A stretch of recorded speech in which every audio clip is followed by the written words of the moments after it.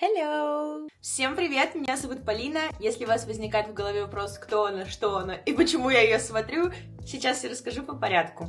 Уже как 5 лет я работаю контент-мейкером. Раньше я работала в ночных клубах, снимала вечеринки и все остальное, но это меня веселило только где-то года 2. Потом уже у тебя сбивается режим, каждые выходные ты не хочешь туда ехать, смотреть на интересных людей тоже вызывает большого желания. Ну и, конечно же, слушать Анну Асти каждые выходные тоже не мое.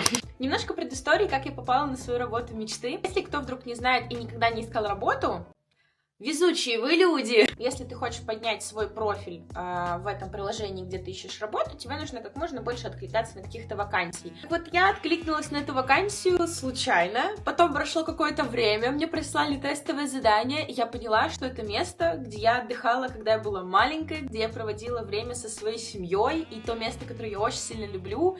И оно находится в лесу, а лес для меня это очень вообще такая точка притяжения, я его очень люблю, обожаю и люблю там находиться. И осознавание того, что ты будешь работать в лесу каждый день, ну, хэппи-хэппи немножко.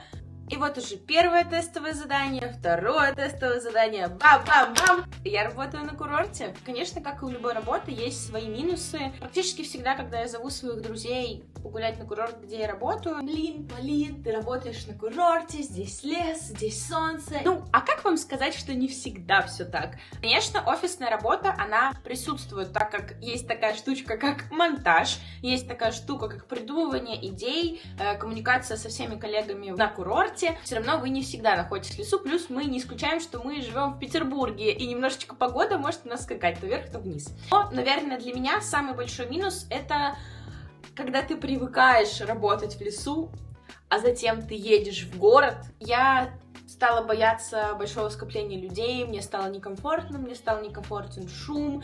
Я просто от этого отвыкла, что люди не медленно ходят, отдыхают, расслабляются, и все в таком курортном вайбе, а все быстро-быстро-быстро куда-то бегут на работу. Если вам тоже хочется иногда остановиться, замедлиться и провести время в приятной компании, то подписывайтесь, ставьте, естественно, лайки, колокольчики и все остальное. Я буду выпускать как шортс форматы, короткие видео, в которых я буду рассказывать какие-то интересные истории со своей работы. Также длинные видео, целые видеоблоги, в котором я буду вам рассказывать, как проходит мой рабочий день. С вами была я, Полина. Всем пока-пока. Целую, обнимаю.